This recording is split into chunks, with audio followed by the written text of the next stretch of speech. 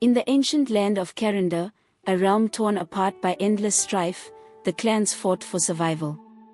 Each one clung fiercely to its own customs and grudges, and unity seemed like an impossible dream. Among them was the Emberfall tribe, a people shunned and feared. They were whispered to be cursed, a lineage tied to flames, both in blood and in fate. Under the shadow of the Emberfall cliffs, in a forgotten corner of this fractured world, a child was born. His name was Azaro.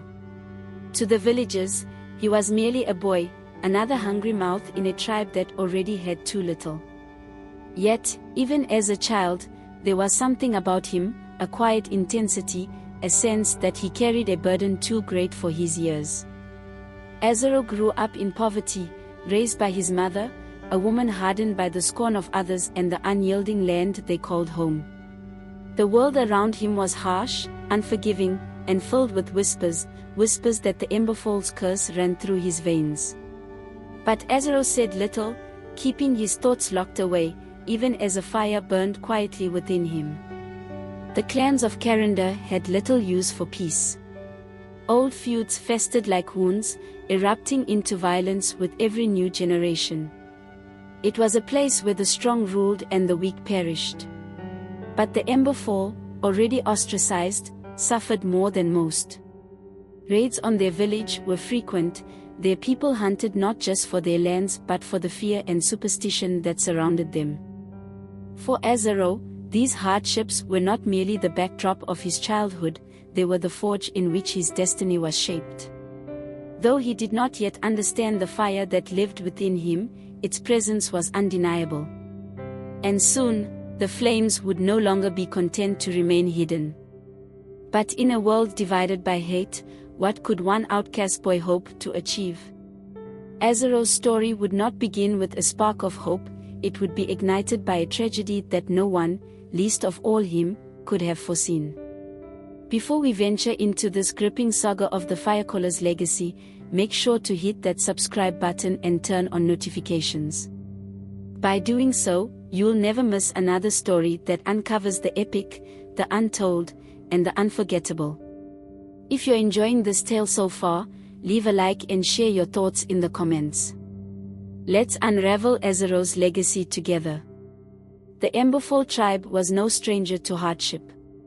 Perched on the edge of Karandor's desolate cliffs, they lived in uneasy isolation, their lives dictated by the rhythm of mistrust and survival. To the world beyond, they were cursed, a people bound to a legacy of fire and destruction. But on this fateful day, it was not the Emberfall's curse that descended upon them.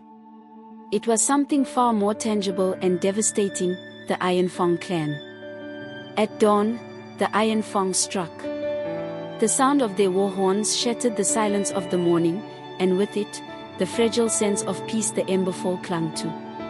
Warriors clad in iron and fury swept into the village, their blades gleaming like jagged teeth.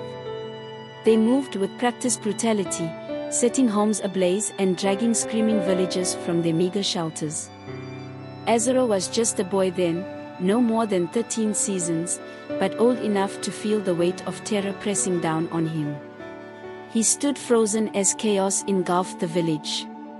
His mother, fierce even in her desperation, shoved him toward the safety of the cliffs.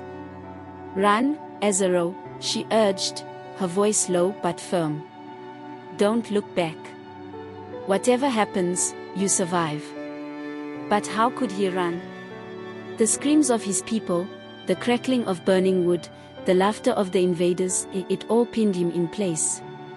He watched as his mother, armed with nothing but a sharpened stick, faced down a raider twice her size.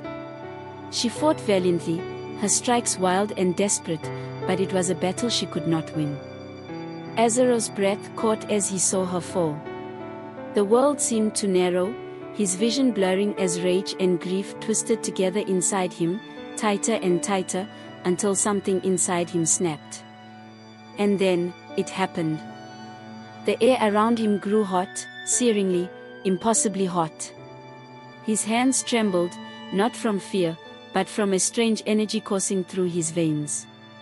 He didn't know how, but he felt it, the fire. It wasn't just within him, it was him. He raised his hands, and with a guttural scream that tore from his very soul, he unleashed it. A torrent of flame erupted, wild and unstoppable, engulfing the raiders nearest to him. Their screams filled the air now, but Azaro barely heard them. He felt the fire, saw it spread in waves, incinerating attackers, consuming weapons, and scorching the earth itself. The Ironfang fled, those who could still run stumbling away in terror, shouting of a demon boy who commanded the fire itself. The Emberfall's attackers were gone, but the damage was done. The village was in ruins, and Azaro's mother lay lifeless on the ground, untouched by the flames but lost to the violence.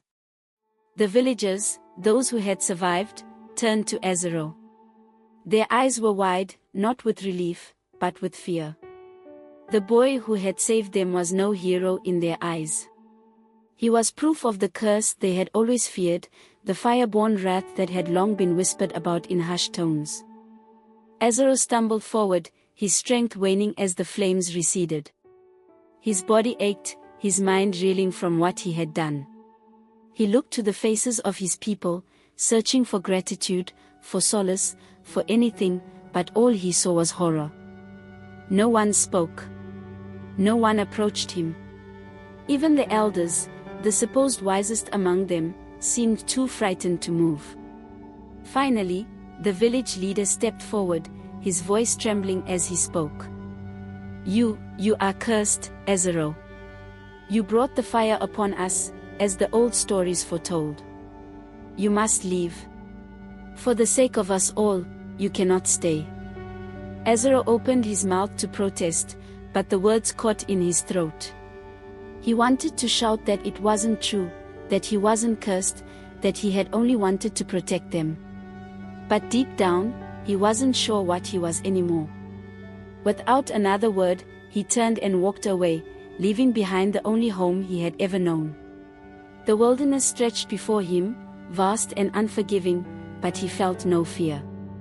He carried nothing, no food, no shelter, no hope, except for the fire within him and a single, unshakable thought: this must end. The raids. The hate. The endless cycle of violence. I will find a way. For the first time in his life, Azaro felt truly alone. But even in his solitude, the fire lingered, a constant reminder of the power he could neither fully control nor escape. From the ashes of tragedy, Azaro had found his gift. But with it came the burden of being both savior and outcast.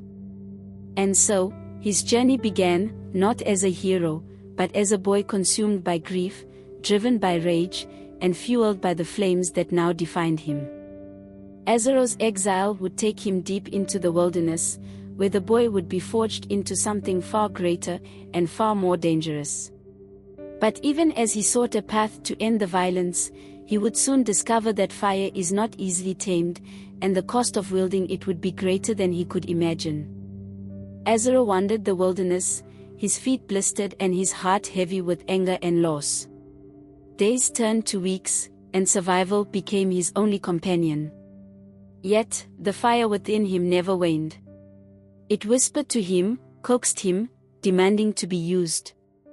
It was no longer just an accident of his birth, it was a tool, perhaps even a weapon. But one does not simply survive in Karandor's wilds.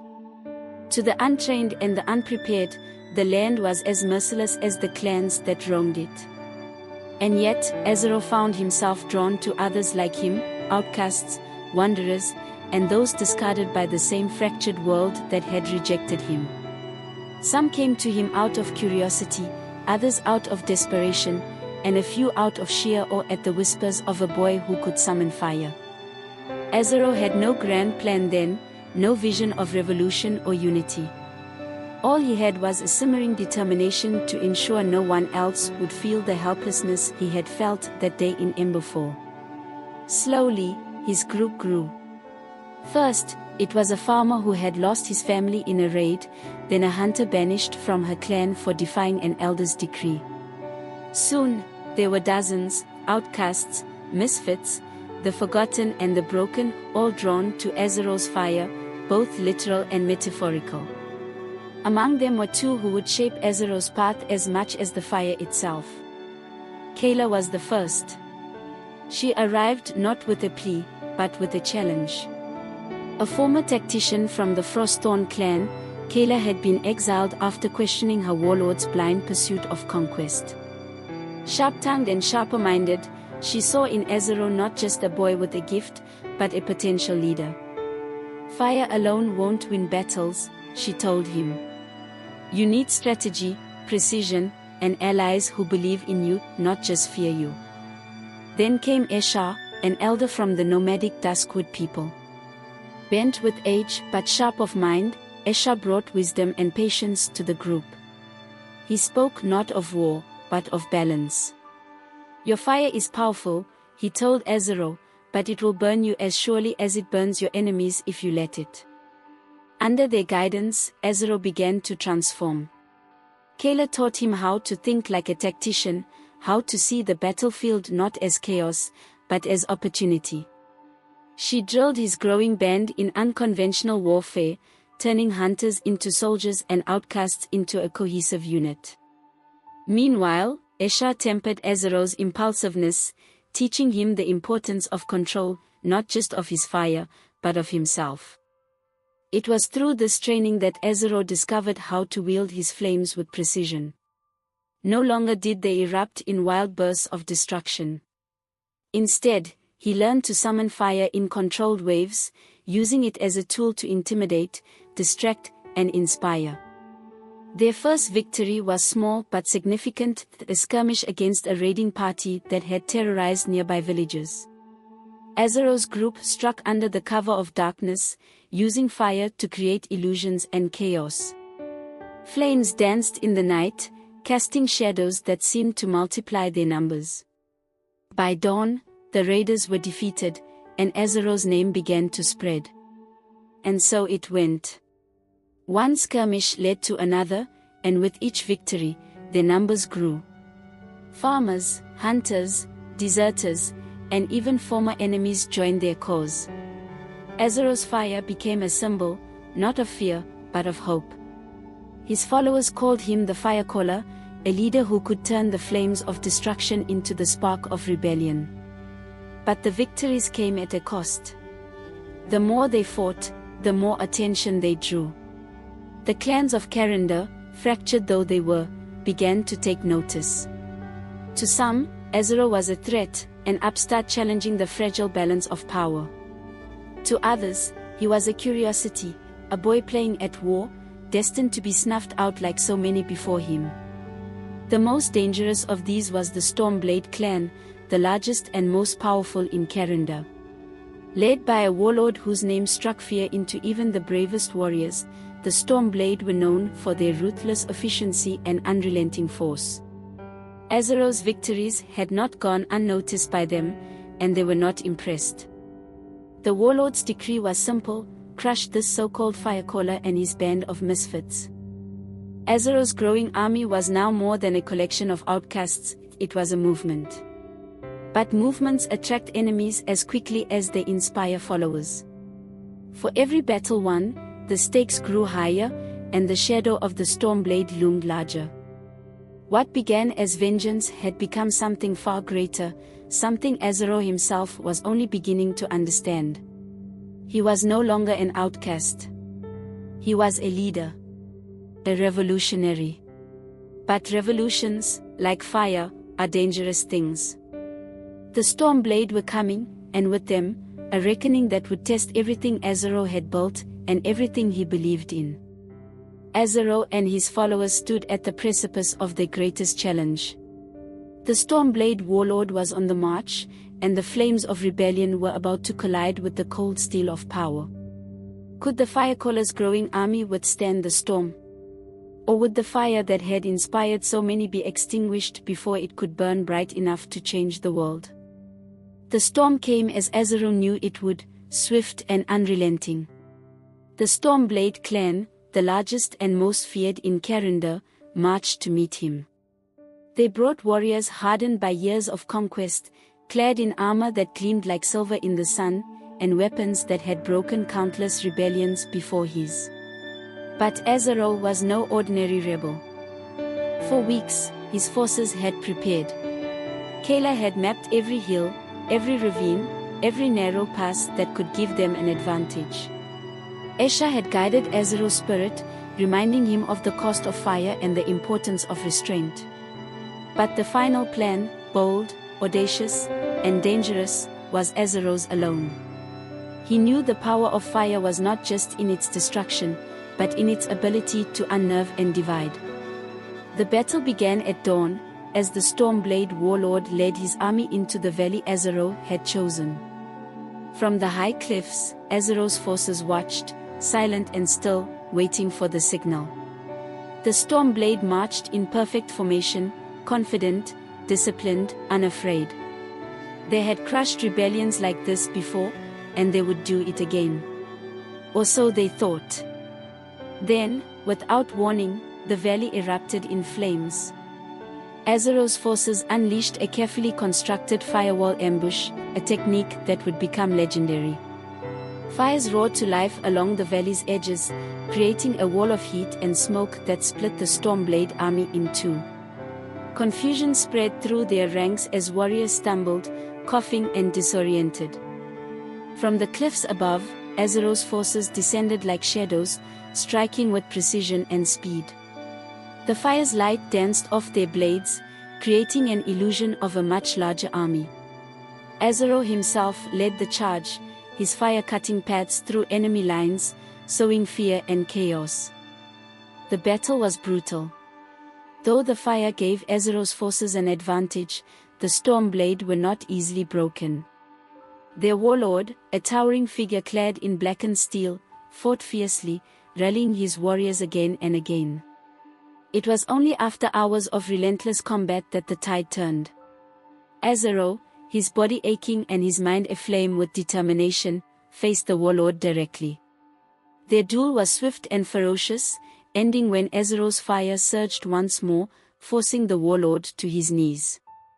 But Azaro did not strike the killing blow.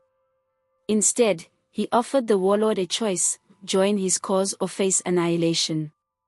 The warlord, bloodied but proud, looked into the eyes of the Firecaller and saw not a boy, but a leader, a force of nature. Reluctantly, he agreed. Word of Azaro's victory spread quickly. For the first time, clans across Karandor began to see him not as an upstart rebel, but as a savior, a unifier. His vision of a united Karandor under one rule, his rule, began to take shape. But not all saw him as a hero. Whispers began to circulate: Azaro's fire was too strong, his methods too ruthless. The cracks in his dream appeared first among his own allies. Kayla, his most trusted strategist, grew uneasy with his methods. Forced conscription, she argued, was no way to build loyalty. The dismantling of clan traditions, she warned, would sow resentment. "You're winning battles, Azaro," she said one night, her voice sharp with frustration. "But are you winning hearts?" Esha, ever the voice of wisdom, echoed her concerns. "Unity cannot be built on fear alone," he said. "If you demand loyalty without understanding, you will create a kingdom of resentment, not strength." But Azaro, emboldened by his victories and driven by his vision, dismissed their warnings. To him, the clan's old ways were relics of division, obstacles to the peace he sought to create. "They will thank me when it's done," he replied. Unity demands sacrifice. The turning point came when a small clan, the Thorn Hollow, resisted his call to arms. They refused to send warriors, claiming loyalty to their own traditions over Azaro's vision.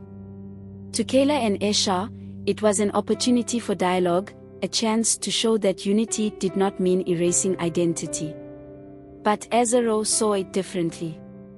He ordered a harsh punishment: the Thorn Hollow's lands were seized, their leaders imprisoned, and their people forced into labor. The message was clear: defiance would not be tolerated.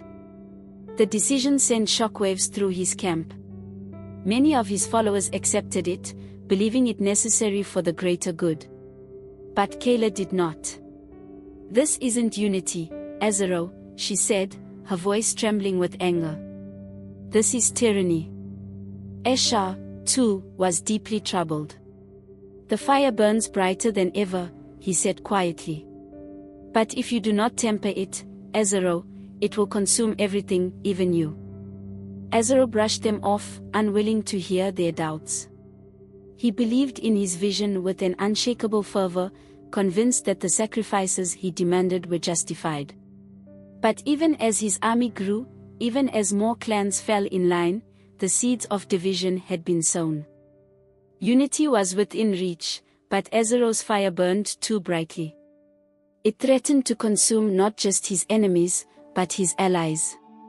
The victory over the Stormblade had solidified his power, but the cost of that power was beginning to reveal itself. And as Azaro pushed forward, determined to forge a united Karandor, he would soon learn that even fire cannot burn forever without fuel. The fire that once united Azaro's followers had begun to flicker, no longer a beacon of hope but a source of fear and division. With each victory, his power grew, but so too did the whispers. In hushed tones around campfires, the name of the Firecaller was spoken with both reverence and trepidation. The whispers reached Azaro's ears like smoke seeping under a door.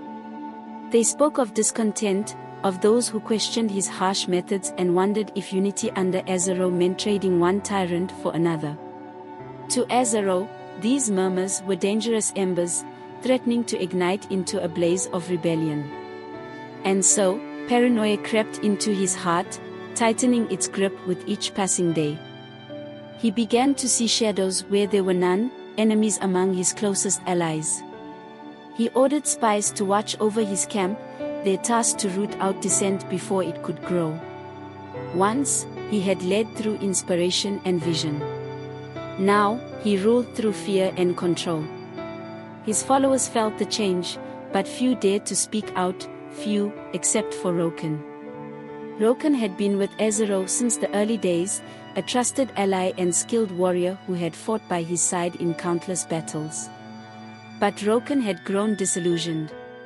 He had seen Azaro's vision transform from a dream of unity into an obsession with control. To Roken, the Firecaller was no longer a leader of the people, he was becoming the very thing he had fought against. It began quietly, as rebellions often do. Roken gathered those who shared his doubts, those who believed Azaro had lost his way. At first, they spoke only of reforms, of finding a way to temper Azaro's fire with compassion. But as Azaro's paranoia deepened and his punishments grew harsher, their resolve hardened. What had started as a movement for change became a plan for rebellion. Kayla, too, could no longer ignore what Azaro had become. She had argued, pleaded, even fought to steer him back toward the ideals they had once shared. But her words fell on deaf ears. When Roken approached her with his plans, she hesitated. Loyalty to Azaro warred with her own sense of justice. In the end, she made her choice. Esha, ever the voice of wisdom, remained by Azaro's side, though his heart grew heavy with sorrow. He saw the cracks in Azaro's soul, the weight of power distorting the boy he had once guided. But Esha also knew the fire within Azaro could not be extinguished by mere words. "The fire burns too brightly," Esha said one night as he and Azaro sat alone. "It blinds you to the faces of those who follow you. You see only enemies, but they are still your people, Azaro. They are still the ones who believed in you." Azaro, his face shadowed by the flickering light of a dying fire, shook his head. "Belief isn't enough anymore, Esha. They must obey, or everything we've fought for will fall apart." Esha sighed, his voice tinged with a sadness that cut deeper than any blade. "Power has united the clans, but is dividing your soul. If you cannot find balance, Azaro, the fire will consume you." Azaro said nothing. But in his heart, the fire raged hotter than ever, driven not by hope, but by fear. The rebellion came without warning, as Rokan's forces launched a surprise attack on Azaro's stronghold. Under the cover of darkness, they struck, their knowledge of Azaro's strategies and defenses giving them an edge. The once loyal followers who had turned against him now sought to bring his reign to an end. Azaro's forces scrambled to respond, caught off guard by the ferocity of the attack. Fires burned, but this time they were not under Azaro's control. The chaos was evident, and for the first time, Azaro felt the weight of isolation.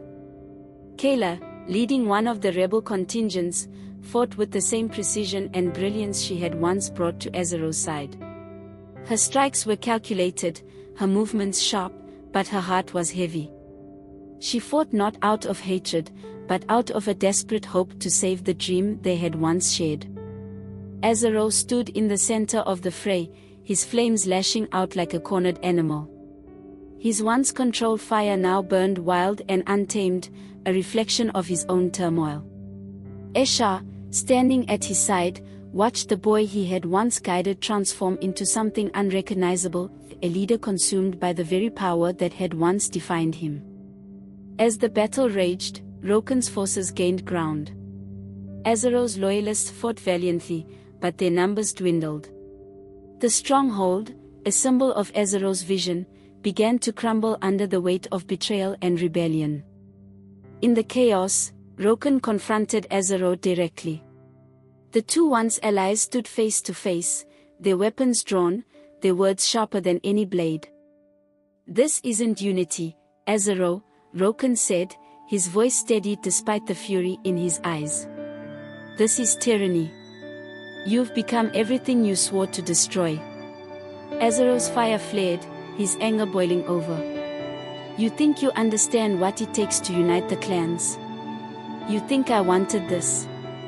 Every decision I made was for the good of Karandor. Then why does it feel like we've lost everything we were fighting for?" Rokan shot back. The two clashed, their fight a microcosm of the battle raging around them. Flames and steel collided, each strike carrying the weight of years of loyalty and betrayal. The stronghold shook as the fire spread, consuming friend and foe alike. Azaro's rebellion had reached its breaking point.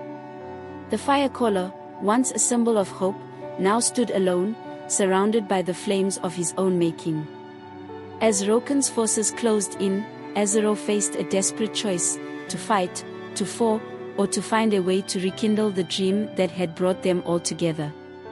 But in the face of betrayal and rebellion, even fire may not be enough to save him. Dawn broke over a battlefield cloaked in ash and despair. What had begun as a clash of ideals had spiraled into a conflagration of betrayal, ambition, and loss. The ground was scorched, littered with the remnants of once loyal followers turned enemies. And at the center of it all stood Azaro, the Firecaller, the boy who had dreamed of unity and instead found himself consumed by the fire he had unleashed. Rokan, the rebel leader and former ally, faced him across the charred expanse. Between them, the echoes of their shared past hung heavy. Once, they had fought side by side, bound by a vision of hope. Now, they stood as bitter opponents, each bearing the weight of their choices. As they circled one another, the fires of battle raged around them, consuming everything in their path. But for Azaro, the flames were no longer his allies. They felt like an extension of his own torment, a reminder of the pain he had caused in his relentless pursuit of unity. Rokan's voice cut through the chaos, sharp and unyielding. "Look around you, Azaro. Is this the Karandor you dreamed of? Is this the unity you promised? Burned villages, broken clans, people fighting against the very men they once believed in. This isn't peace, it's destruction." Azaro faltered, the weight of Rokan's words hitting harder than any blade. He had seen the cost of his decisions, the faces of those who had suffered under his rule, but he had pushed those thoughts aside, burying them beneath the fire of his ambition. Now, with nothing left to shield him from the truth, it threatened to overwhelm him. "I did what I had to do," Azaro said, though his voice lacked its usual conviction. The clans would never have come together on their own. They needed someone to lead them, someone strong enough to make the hard choices. Roken stepped closer, his sword lowered but his gaze unwavering. "And at what cost? How many lives have been lost because you refused to listen? How many people have you burned in the name of unity?" For a moment, Azaro said nothing. He looked around the battlefield, at the faces of those who had once followed him, now lying broken and battered. He saw Kayla fighting valiantly among the rebels, her face a mixture of determination and sorrow. He saw Esha, standing on the outskirts, his eyes filled with the quiet resignation of a man who had seen this outcome long before it came to pass. And then, he saw the dam. The ancient structure loomed in the distance, its walls cracked and straining under the weight of the raging river behind it. In the chaos of the battle, no one had noticed the damage, but Azaro did. He realized with chilling clarity what would happen if the dam gave way. The flood would sweep through the battlefield, sparing no one, rebel or loyalist, friend or foe. Azaro's flames flickered around him, a reflection of the conflict within. He had spent so long wielding fire as a weapon, using it to destroy and dominate. But in that moment, he saw another path. The fire could be more than a tool of destruction. It could be a shield. Turning back to Roken, Azaro spoke, his voice steady for the first time in days. "You're right. I've lost sight of what I was fighting for. But this doesn't end with more bloodshed. It ends with me." Before Roken could respond, Azaro unleashed his full power. Flames erupted from him in a blinding torrent, rushing toward the dam and encircling the battlefield in a protective barrier. The rebels and loyalists alike froze, watching in awe and fear as the Firecaller worked his final miracle. The flames reached the dam just as it began to collapse, the heat fusing the cracks and holding back the flood. Azaro poured everything he had into the fire, his body trembling with the effort. He could feel his strength waning, his life slipping away with every passing second. But he did not stop. In his final moments, Azaro turned to Roken. "Take them forward. Build the Karandor we dreamed of. Not with fire, but with hope." And then, with one last surge of fire, the dam held. The battlefield fell silent as the flames receded, leaving only the charred remains of Azaro's presence. The Firecaller was gone, his life consumed by the very power that had defined him. The aftermath was solemn. Rebels and loyalists alike mourned the loss of Azaro, each in their own way. For some, he was a tyrant, a cautionary tale of ambition gone too far. For others, he was a hero, a man who had sacrificed everything to save the people he once sought to unite. Under Roken's leadership, the clans came together to honor Azaro's memory. A monument was built in the heart of Karandor, a statue of Azaro with flames frozen in stone. It stood as a reminder of his legacy, both the unity he had achieved and the cost at which it came. Azaro, the Firecaller, left behind a legacy forged in flames. He was a leader, a visionary, a boy who dared to dream of a united Karandor. But he was also a man burdened by his own power, consumed by the fire that both defined and destroyed him. In his final act, Azaro chose the flames, not as a weapon, but as a shield. He became both destroyer and savior, ensuring the unity he fought for would endure. Today, his story is told not just as a tale of ambition and sacrifice, but as a lesson. A reminder that greatness often demands the ultimate price, and that even the brightest fire must one day burn out. Azaro's flames may have faded, but his legacy burns eternal. If this story captivated you, make sure to hit the subscribe button and turn on notifications to explore more tales of heroes, legends, and the extraordinary. Don't forget to leave a like and share your thoughts in the comments. What do you think of Azaro's journey? Was he a hero, or was he something more complex? Your support helps us bring more stories like this to life. Until next time, thank you for watching.